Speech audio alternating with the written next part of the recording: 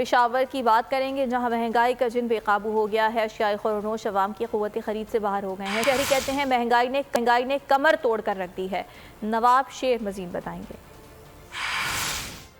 जी बिल्कुल, पेशावर में महंगाई बढ़ती जा रही है जिसने गरीब आवाम की कमर तोड़ दी है और महंगाई से जो है वो हर कोई मुतासर हो रहा है, चाहे वो मज़दूर हो, चाहे वो रेहड़ीबान हो, चाहे वो सरकारी नौकर हो, हर कोई जो है वो महंगाई से मुतासर हुआ है और हो रहा है। मेरे साथ इस वक्त एक रेहड़ीबान मौजूद है, उनसे बात करते। जी सब चीज़ें ख़रीदने से तो बाहर है। अभी केला ख़रीदे 115-20 पे मुझे पड़े, लोग 100 रुपये पे मांग रहे हैं, बाज़ार 100 रुपये चल रही है।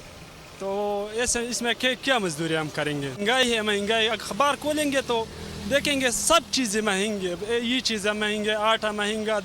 उनके पास महंगाई के सिवा कोई और कुछ नहीं है, ना कोई मंसूबा है।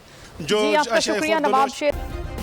सब्सक्राइब करें और बेल दबाएं ताकि कोई खबर रह न जाए।